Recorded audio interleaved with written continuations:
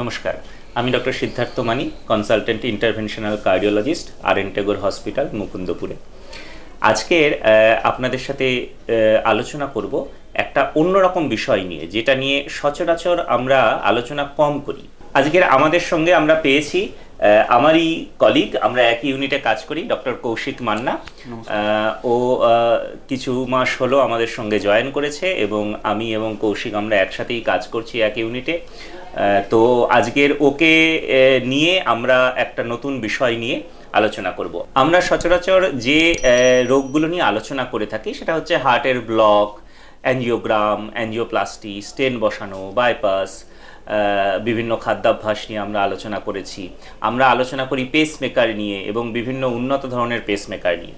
কিন্তু আজকের আমরা আলোচনা করব হার্টের ছিদ্র নিয়ে, অর্থাৎ কিছু কিছু রোগ জন্মগত আমাদের হার্টের কিছু কিছু জায়গায় বা কিছু কিছু পর্দায় ছিদ্র তৈরি করে বা হোল তৈরি করে। সেই ফুটো থেকে কেমন সমস্যা হয় এবং সেগুলিকে কেমনভাবে চিকিৎসা করা উচিত বা কেমনভাবে বন্ধ করা যেতে পারে, এই বিষয়ে আমরা আলোচনা করব। এবং আমরা শুরু করি কৌশিকের কাছ থেকে জেনে। কৌশিক, তোর কাছে জানতে চাইব যে এই যে রেগুলার প্র্যাকটিসে তুই যে পেশেন্টসগুলো দেখছিস, তার মধ্যে হার্টের ছিদ্র নিয়ে পেশেন্ট কীরকম আছে, মানে পার্সেন্টেজ কীরকম, বা তুই সারা মাসে এরকম ধরনের পেশেন্ট কত পাস, সেটা সম্বন্ধে একটু বল। নমস্কার। প্রথমেই আমি ধন্যবাদ দিতে চাই আমাদের মানি স্যারকে, সিদ্ধার্থ মানি স্যারকে। একসঙ্গে আমরা কাজ করি, অনেক কিছু শেখার আছে এবং অনেক কিছু শিখছিও আজ ওনার কাছ থেকে। তো আমি যখন প্র্যাকটিস করতে যাই বাইরে, বিশেষ করে তখন মাসে 2 থেকে 3 জন পেশেন্ট এমন আসেন যাদের এজ ক্যাটাগরি 20 থেকে 40 বছর, যারা শ্বাসকষ্ট নিয়ে আমার কাছে আসেন এবং ইকোকার্ডিওগ্রাফি করে দেখা যায় যে ওনাদের হার্টের ছিদ্র আছে, যেটাকে আমরা বলি অ্যাক্টিয়াল সেপ্টাল ডিফেক্ট। এটাই এই বয়সে আমি কমনলি পেয়ে থাকি। সো যদি পার্সেন্টেজ করে বলা যায় তাহলে হয়তো সেটা পার্সেন্টেজ হিসেবে কমই দাঁড়াবে, 1 to 2% হয়তো দাঁড়াবে। কিন্তু ইন্ডিভিজুয়ালের ক্ষেত্রে, মানে ওই ব্যক্তি বা ওই রোগীর ক্ষেত্রে সেটা কিন্তু 100%। বেশ, তাহলে তুই যেটা বললি যে এই যে ছিদ্র নিয়ে পেশেন্টগুলো আসছে, এদেরকে ইকোতে তুই মোস্টলি দেখিস যে ইকোকার্ডিওগ্রাম করে যে হার্টে ছিদ্র আছে, কিন্তু এদের কি কোনো লক্ষণই থাকে না? তাহলে এরা বুঝবে কি করে? সবাই তো ইকো করছে না, তাহলে এরা কোন সিমটম দেখলে ডাক্তারের কাছে যাবে, বা কি সিমটম থেকে আমরা সন্দেহ করব যে ছিদ্র আছে? আমি কিছু ক্যাটাগরির পেশেন্ট পেয়েছি যাদের ওই হার্টের ছিদ্র ডিটেকশানটা বা শনাক্তকরণটা হয়েছে ইনসিডেন্টাল। মানে কেউ কোনো অপারেশনের জন্য ইকো করাতে এসেছেন, আমি ইকো করতে গিয়ে দেখছি তার হার্টে ছিদ্র রয়েছে। কোনো পেশেন্ট এসছেন, তার পা ফুলে যাচ্ছে, শ্বাসকষ্ট হচ্ছে, কাজ করতে গেলে অসুবিধা হচ্ছে, আমরা স্ক্রিন করে দেখেছি ইসিতে কিছু স্পেসিফিক চেঞ্জ আছে, এক্সামিনেশন করে দেখেছি যে হার্ট সাউন্ডস যেগুলো কিছু চেঞ্জ আছে, তার বেসিসে ইকো করেছি, তখন দেখেছি যে হার্টে ছিদ্র রয়েছে। আর কিছু পেশেন্টের যেটা পাওয়া যায় সেটা ভর্তি হয়েছে হসপিটালে অন্য কোনো কারণে, অন্য কোনো ইস্যুস নিয়ে, যেটা দেখা গেছে যে ওই ছিদ্র থাকার কারণে কমপ্লিকেশান, তো পরে দেখা গেছে ডিরেকশন হয়েছে যে ওনার হার্টে ছিদ্র রয়েছে। তো এই 3 ধরনের পেশেন্টই আমরা ইউজুয়ালি পেয়ে থাকি। কমনেস্ট যেটা আমরা পাই সেটা হচ্ছে ইনসিডেন্টাল ডিরেকশন এবং শ্বাসকষ্ট, সামান্য শ্বাসকষ্ট, হাঁটতে চলতে গেলে একটু বুক ধরফর করা, এরকম পেশেন্টই আমরা বেশি পাই। বেশ, তাহলে এই ছিদ্র পেলেই কি আমাদের অপারেশন করা দরকার? এটা কিন্তু খুব জরুরি প্রশ্ন, কারণ যেটা তুই বললি একদমই ঠিক। আমিও অনেক ক্ষেত্রেই পাই যে কারোরই কিছু জানা নেই বা কোনো লক্ষণ নেই, কিন্তু হঠাৎ করে দেখা যাচ্ছে হার্টে একটা ছিদ্র আছে। তাহলে সেক্ষেত্রে সবসময় কি আমাদের ছিদ্রের অপারেশন করতে হবে, বা করলে সেটা তুই কি প্রেফার করিস, যে বুক কেটে ওপেন হার্ট করে করা, নাকি আমরা এখন যে ডিভাইস থেরাপি বা আমরা ক্লোজার ডিভাইসেস, মানে অনেকটা বেলুন সার্জারির মতো, বুক না কেটে আমরা যে ছিদ্রগুলো বন্ধ করি, তো কোনটা প্রেফারেবল হবে, বা খরচের দিক থেকেও সেটা কীরকম, একটু সেটা নিয়ে আলোচনা কর। তো আমরা যেটা দেখেছি, আমি যেটা ফেস করেছি সেটা হচ্ছে যদি কোনো হার্টে ছিদ্র থাকে, যেটাকে আমরা বলি এএসডি বা ইন্টারঅ্যাক্টিয়াল সেপ্টাল ডিফেক্ট, সেটা হচ্ছে হার্টে তো 4টে চেম্বার থাকে, তো 2টো অলিন্দ এবং 2টো নিলয়, তো 2 অলিন্দের মাঝখানে যে পর্দা তাকে আমরা বলি ইন্টারঅ্যাক্টিয়াল সেপ্টাম। তো সেখানের ছিদ্রটাই আমরা কমনলি পেয়ে থাকি। তো এখন যদি দেখা যায় যে সেই ছিদ্রটা খুবই ছোট, যেটাকে আমরা বলি পিএফও বা পেটেন্ট ফোরামেন নোভেল, অনেক ক্ষেত্রে তার জন্য কিছু করতে হয় না, কারণ সেটাতে লং টার্মে খুব একটা প্রবলেম হয় না। কিছু ক্ষেত্রে বাদ দিয়ে, যেমন যদি কোনো স্ট্রোক থাকে, কারোর মাইগ্রেন ব্যথা হচ্ছে বা ডিকম্প্রেশন সিকনেস হচ্ছে, তখনই আমরা পিএফওটাকে বন্ধ করার কথা ভাবি, না হলে পিএফও বন্ধ করতে হয় না। কিন্তু পিএফওর থেকে বড় যে ছিদ্রগুলো থাকে সেগুলো যদি লেফট টু রাইট শান্ট মানে বাঁ দিকের চেম্বারের ব্লাড যদি ডান দিকের চেম্বারে লিক করতে থাকে তাহলে বন্ধ করে দেওয়াই সমীচীন। কারণ লং টার্মে গিয়ে ভবিষ্যতে গিয়ে এই প্রবলেমটাই আলটিমেটলি পালমোনারি হাইপারটেনশন বলে একটি রোগ, যেটা রাইট হার্ট চেম্বারটাকে বা ডান দিকের হার্ট চেম্বারটা ফেল করাবে এবং পেশেন্টের ডেট্রিমেন্টাল আউটকাম যেটাকে আমরা বলি বা খুব খারাপ আউটকাম হবে, মানে হার্টের ডান দিকটা ফেল করতে শুরু করবে। বেশ, তো কৌশিক যেরকম বললো একদমই ঠিক যে সব সময় অপারেশনের দরকার হয় না, কিন্তু ফুটোটা যদি বিশেষ করে সাইজে বড় হয় তাহলে কি হয়, হার্টের বাঁ দিক থেকে ডান দিকে রক্ত লিক হতে থাকে এবং সেটা থেকে হার্টের ডান দিকের প্রেশার বেড়ে যায়।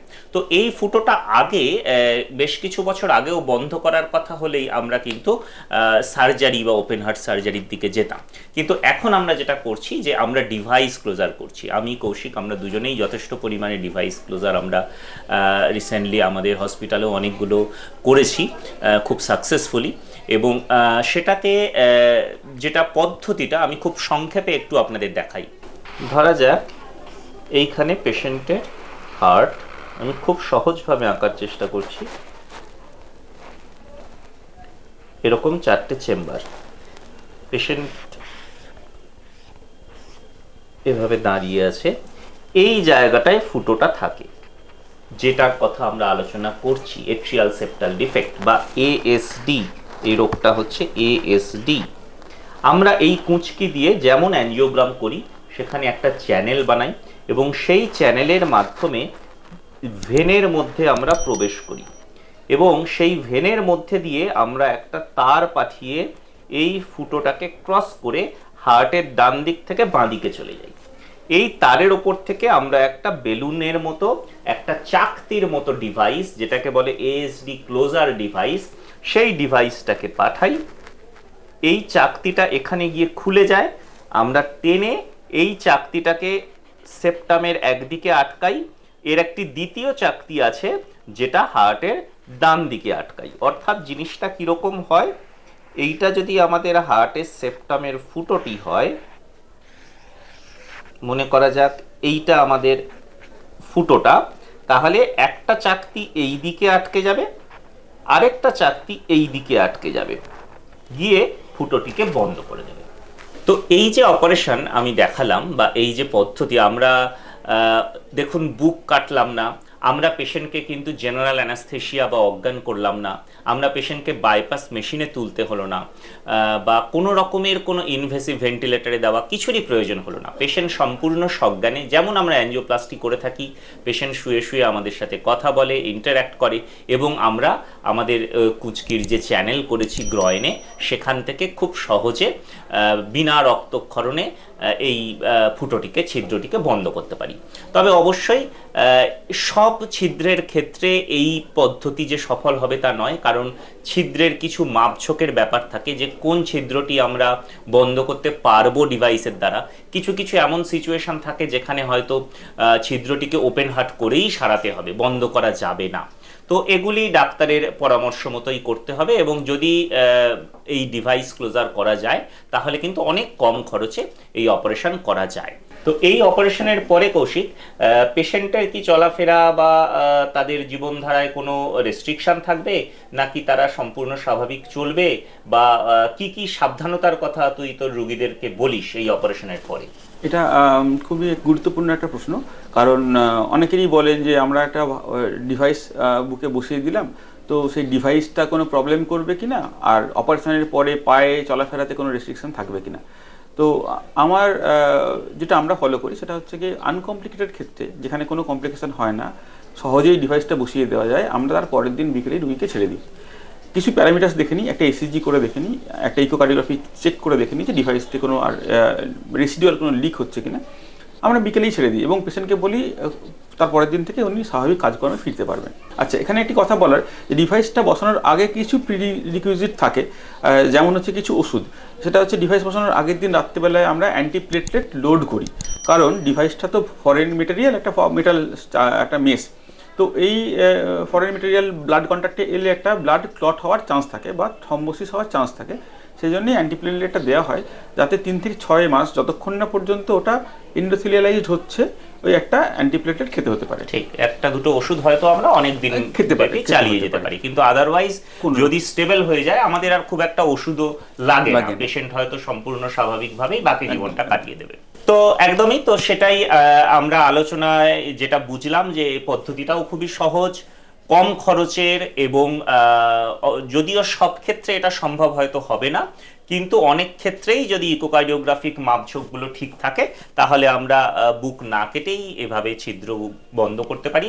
এবং শুধু এএসডি নয়, আরও কিছু ছিদ্রের কথাও আমরা হয়তো সময়ের সাথে আলোচনা করব, যেমন পিডিএ বলে একটি হয় হার্টে, বা ভিএসডি, যেগুলো হার্টের অন্যান্য চেম্বারেও কখনো কখনো আমরা এই ছিদ্র পাই, সেগুলোও আমরা করে থাকি।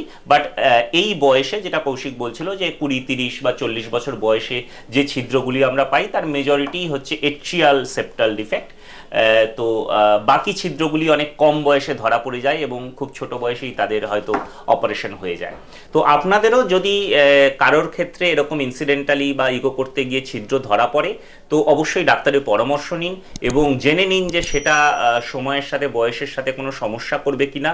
যদি তা হয় তাহলে অবশ্যই সময় থাকতে সেটাকে, ফুটোটিকে বন্ধ করে দিন। এর অনেক সহজ পদ্ধতি এখন এসে গেছে এবং বিপদও নেই, খরচও খুবই কম।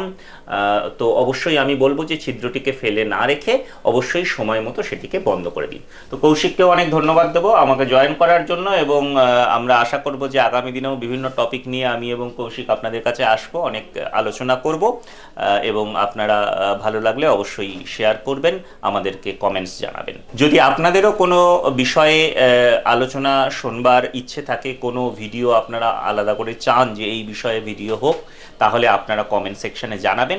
আমরা অবশ্যই চেষ্টা করব সেই বিষয়ের উপরে আলোচনা করতে বা ভিডিও বানাতে। নমস্কার।